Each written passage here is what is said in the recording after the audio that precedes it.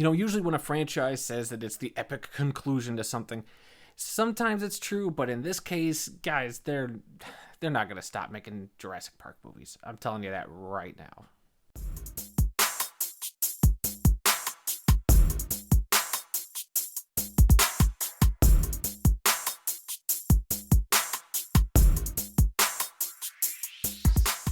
All right, Jurassic World Dominion, the 6th film in the Jurassic Park franchise, or the 3rd film in the Jurassic World part of the franchise, however you want to dice it up, whatever, it's true. It's Jurassic World 3, Jurassic Park 6, same thing.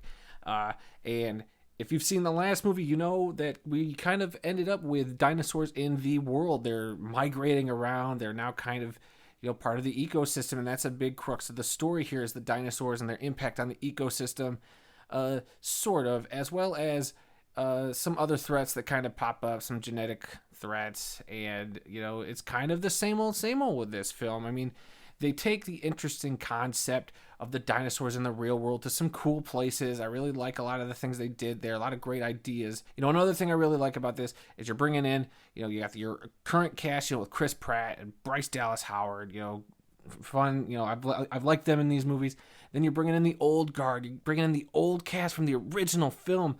You got your Jeff Goldblums, you got your Laura Derns, and you got your Sam Neills. It's great seeing them all on screen together and all kind of getting a great equal balance of the story, minus one character, and I won't spoil which of those characters doesn't get as much screen time as I'd like.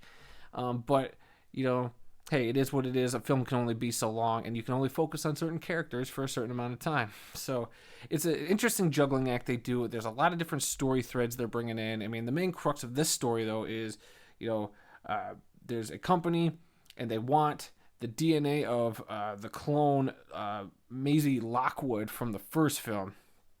She's an important key, as is the new child of Blue, the raptor. That's right. The raptor has a child. The raptor from the last couple of movies, Blue, who Chris Pratt was the trainer of, has a kid. We've seen him in the trailer. And supposedly these two are the key to some big mystery that's kind of going on, that's been happening. And while that's going on, Laura Dern's got a story, and she's kind of bringing in the old guard together to solve this other mystery. And at some point, the two stories kind of cross, and they finish out together. So, there's good and bad here. It's more the good, of course. All the dinosaur stuff is generally pretty well done. Great designs, great dinosaur fights or dinosaur interactions all over the map. One of the best scenes in the movie you've seen in the trailer, and I'm not going to say what happens too much in it, other than it's Chris Pratt motorcycling, getting chased by raptors. It is probably the best sequence of the whole film, in my opinion. I think the sound design there was probably the best the film gets, and especially seeing this in IMAX, which I recommend people see anything in IMAX pretty much. This is another one. Hey, in IMAX, it was cool seeing the dinosaurs, in that big old screen. Now, I guess I do want to bring, let's talk some of the drawbacks here. This film ain't perfect, and I'm going to go out there and say that. I think it's not the strongest of the Jurassic franchise, and I don't think it's the weakest, but it does have quite a few problems.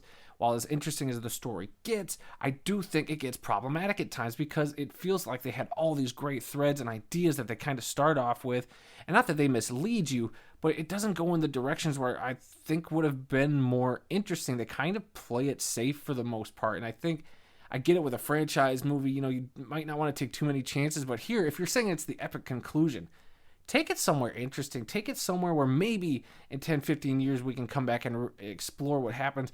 And like I said up top, they're going to make more of these movies. There's no way they're not going to make more Jurassic Park movies. People love stinking dinosaurs.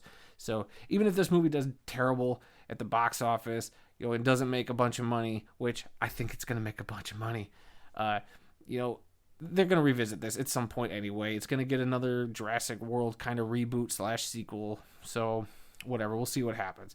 But it's just so much of this stuff that happens in this. It's like, okay, you're going here, and it doesn't really fully develop into anything interesting at the end, or really feel like they have consequences. And when you do get to the end, I'm not going to say it peters out, but it just kind of ends.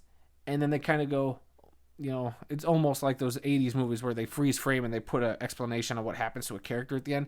It doesn't get that cheesy, but it kind of gives you that vibe at the end, and you'll know it when you see it, I think, because they explain like, oh, this happens and this I could have cared less about that. I think it would have been more interesting. Show don't tell is always the kind of go-to phrase in filmmaking. I wish they would have just done something a little more interesting, and we kind of end up with a similar status quo to what we had in the beginning of the movie, and that's a big problem for me. I think generally, though, I do think people will enjoy this, probably more so than I did. There's a lot of entertaining stuff here. I think Jeff Goldblum is the standout of this movie. He gets a lot of the best lines. He gets a lot of the best things to do. And Chris Pratt does his typical thing. But I think in this one, the acting level of Chris Pratt and Bryce Dallas Howard, who I like both of them, it's not fully realized. And even, veterans like Sam Neill and Laura Dern, I feel like get shortchanged a little bit. There's some scenes where I'm just like, this is the version you went with, or this is the take you went with, because like, what was this, take 5 or 6? I would have done a few more, guys. I would have filmed a few more takes of these guys just to nail the importance of what they're saying down, because it just feels like they're just like, all right, I'm reading the script, here's the cheesy thing I gotta say, or setting up this wacky plot point, and we'll move on. And it just didn't sell me as much. There are times where they nail it, but there's a lot of times where I'm like, wow, they really just kind of not phoned it in, but they didn't give 100%, I feel like. And I hate saying that. There's other times where they do give like 110%, and it's awesome to see on screen. Their chemistry is still there. I'll give them that. Their chemistry is still there, and I like that quite a bit. Overall, guys, I'm going to give this film a B-. I don't, it kind of teetered that line of a C+ to B-. It kind of just skated by, because I think a lot of the special effects, I think, the performance of Jeff Goldblum, also kind of might have elevated it just a tiny bit. And just the fact that some of the story elements were so interesting kind of keeps it up there, but it doesn't go much higher because they don't really follow through on some things, and I don't feel like they went to the interesting places they could have with this, and they just end in a place that I was like, okay, well, what was the point of this whole journey then? It was, it's just a 2.5-hour movie with no real, change, I guess, is my big issue with it. It's just the same, and I would have hoped that they would have evolved, or they would have gone in a really, really interesting direction, which they frankly didn't. So, what do you guys think? Have you seen Jurassic World Dominion yet? If so, leave your comments down below. And if you haven't, why won't you go see this? I'm very interested to find that out. Obviously, also, guys, click that thumbs up button.